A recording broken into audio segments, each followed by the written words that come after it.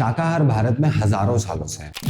दुनिया भर में सबसे ज्यादा शाकाहारी लोग भारत में रहते हैं और इसकी शुरुआत हुई थी अहिंसा के सिद्धांत से। The first and last principle of Jainism is ahimsa. पर क्या आपको पता है आज शाकाहारी लोग भी कई तरीकों से जानवरों पर क्रूरता का हिस्सा बन रहे हैं। मांस के अलावा भी कई सारी ऐसी चीजें जो हमारे लिए जरूरी नहीं, लेकिन उनसे बेजुबान जानवरों की रोज हत्या हो रही है। यही सब देखकर सन 1944 में यूनाइटेड किंगडम के डोनाल्ड वॉटसन और उनके साथ 5 अन्य लोग वेजिटेरियन से एक कदम आगे बढ़े और उन्होंने वीगन शब्द पहली बार इस्तेमाल करके द वीगन सोसाइटी की स्थापना की। तब से लेकर आज तक करोड़ों लोग वीगन बन चुके हैं और ये संख्या लगातार बढ़ती जा रही है। तो जानते हैं क्या है वीगन का मतलब, ये वेजिटेरियन और नॉन वेजिटेरियन से कैसे अलग है और लोग आखिर वीगन क्यों बन रहे हैं। अगर आप पूर्ण शाकाहारी हैं तो आपके खाने के लिए बहुत सारी वेजिटेरियनिज्म को आज सिर्फ एक डाइट के तौर पर देखा जाता है। आप क्या खाते हो इससे पता चलता है कि आप वेजिटेरियन हो या नॉन वेजिटेरियन। और असल में वेजिटेरियन का मतलब होता है लैक्टो वेजिटेरियन, यानी आप पौधों के साथ साथ दूध के पदार्थ का भी इस्तेमाल करते हैं। इसी में फिर कुछ लोग अंडे भी खाते हैं जिन्हें एगिटेरियन कहते हैं, और फिर केवल मछली खाने वाले लोग भी हैं जिन्हें पेस्केटेरियन कहा जाता है। वीगनिज्म इस सबसे अलग है। द वीगन सोसाइटी की वेबसाइट पर इसकी परिभाषा है कि वीगनिज्म जीने का एक ऐसा तरीका है जिसमें आप जितना संभव हो सके उतना भोजन, कपड़े या किसी भी दूसरी चीज के लिए जानवरों पर हो रही क्रूरता या उनके शोषण का समर्थन नहीं करते। यानी अगर आप वीगन हो तो आप जानवरों से लिए जाने वाले किसी भी पदार्थ का इस्तेमाल नहीं करोगे। मांस, अंडे, दूध से बनने वाले प्रोडक्ट्स, शहद, ऊन, चमड़ा, फर, रेशम, जानवरों पर टेस्ट किए गए प्रोडक्ट्स या कोई भी ऐसी चीज जिसमें कोई भी एनिमल प्रोडक्ट मिला हुआ हो, जूते से लेकर टूथपेस्ट तक। बहुत लंबी लिस्ट है यार ये तो नहीं। इस पर हम 1 मिनट में आते हैं, लेकिन पहले हम ये जान लेते हैं कि लोग आखिर वीगन बनते क्यों। आजकल ज्यादातर लोग प्लांट बेस्ड फूड को अपना रहे हैं। पिछले कुछ सालों में भारत में भी वीगनिज्म का प्रचलन बढ़ रहा है और लोगों के वीगन बनने के 3 बड़े कारण हैं। इसमें सबसे पहला और शायद सबसे महत्वपूर्ण है एनिमल क्रुएल्टी। आमतौर पर हमें लगता है कि मांस के अलावा दूसरे एनिमल प्रोडक्ट्स में जानवरों को कोई नुकसान नहीं पहुंचता, जबकि ऐसा नहीं है। अंडों के लिए कई मुर्गियों को एक ही पिंजरे में जीवन भर ठूंस कर रखा जाता है। दूध देना बंद कर देने पर गाय भैंसों को कसाई को बेच दिया जाता है। ऊन के लिए भेड़ों के साथ क्रूरता होती है और चमड़े के लिए भी गाय भैंसों को मारा जाता है। इसके अलावा रेशम के लिए कीड़ों को जिंदा उबाल दिया जाता है। सवारी के लिए गधों, घोड़ों और हाथियों पर क्रूरता होती है और भी बहुत कुछ। कुल मिलाकर जहां भी जानवरों का इस्तेमाल करके उनसे पैसे कमाए जा रहे हैं, संभावना यही है कि वहां पर उनका शोषण हो रहा है। वीगनिज्म इस सबके खिलाफ खड़े होने को कहता है और अपने से कमजोर के प्रति एक अहिंसक रुख अपनाने पर जोर देता है। अगर आप अलग अलग तरीकों से जानवरों पर हो रही क्रूरता के बारे में विस्तार से जानना चाहते हैं तो YouTube पर इस वीडियो के डिस्क्रिप्शन बॉक्स में आपको मेरे दूसरे वीडियोस की लिंक मिल जाएगी।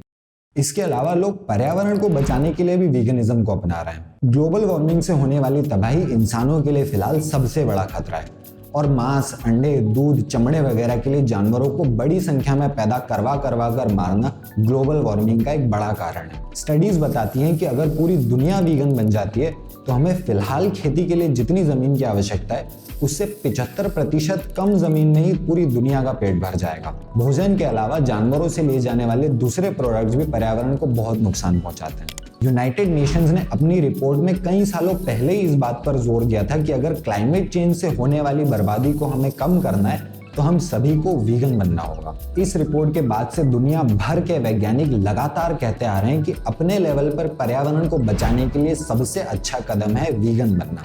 इस सब के बारे में और जानने के लिए आप मेरी दूसरी वीडियोस देख सकते हैं। तीसरा कारण है वीगन भोजन का हमारे स्वास्थ्य पर प्रभाव।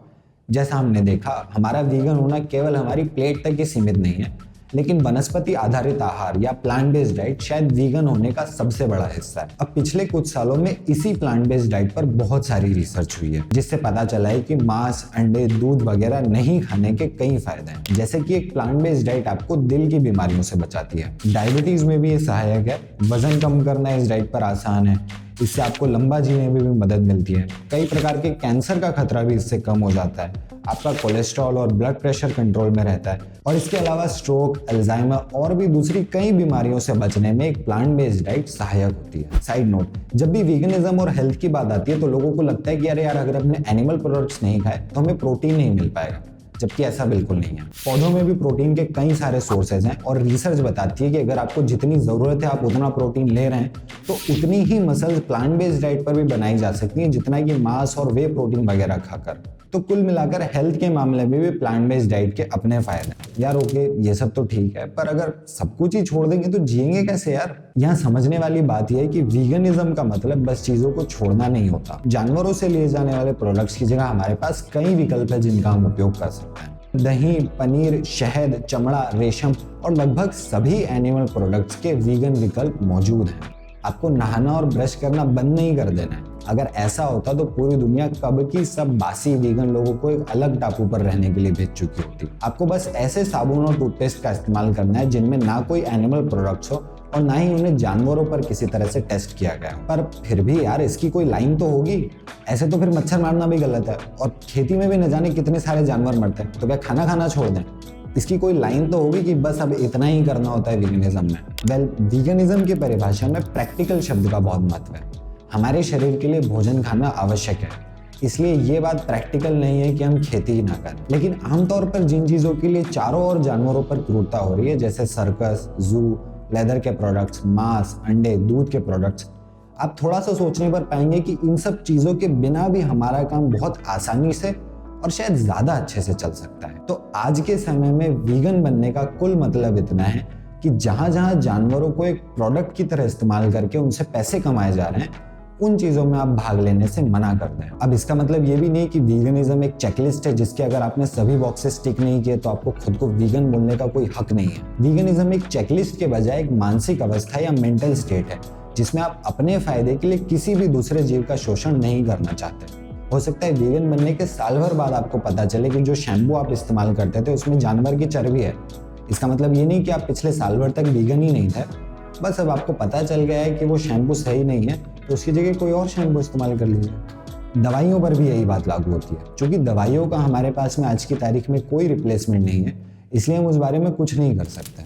हालांकि वीगनिज्म शब्द विदेश से आया है, लेकिन इसके पीछे जो अहिंसा और जीव दया की भावना है वो भारत में हजारों सालों से प्रचलित है। कई हिंदू, जैन, बौद्ध और सिख धर्मगुरुओं ने न सिर्फ मनुष्यों के साथ बल्कि पशुओं के साथ भी अहिंसा पर जोर दिया है। आज ना हम बैलों से खेत जुतवाते हैं और ना ही लंबी यात्रा के लिए घोड़ों का इस्तेमाल करते हैं। और अगर कोई ये सब कर रहा होगा तो हमें लगेगा कि यार आज ये सब करने की क्या जरूरत है। ठीक उसी प्रकार आज दूध, ऊन, चमड़े, शहद और भी दूसरे प्रोडक्ट्स में ना सिर्फ जानवरों बल्कि पृथ्वी पर भी क्रूरता हो रही है और वो चीजें हमारे लिए आज की तारीख में जरूरी बिल्कुल नहीं है। शायद समय आ गया है ये समझने का कि जिस सिद्धांत पर चलकर हमारे ऋषियों ने शाकाहार को अपनाया था उसी सिद्धांत पर चलकर आज की तारीख में वीगन बनना पशुओं के प्रति, पर्यावरण के प्रति और दूसरे इंसानों के प्रति हमारी जिम्मेदारी है। प्लीज इस वीडियो को ज्यादा से ज्यादा शेयर कीजिए और अगर आप डिटेल में जानना चाहते हैं कि किन प्रोडक्ट्स के लिए जानवरों पर क्या क्रूरताएं की जा रही हैं तो इस प्लेलिस्ट पर क्लिक करके आप मेरे सारे वीडियोस देख सकते हैं। धन्यवाद।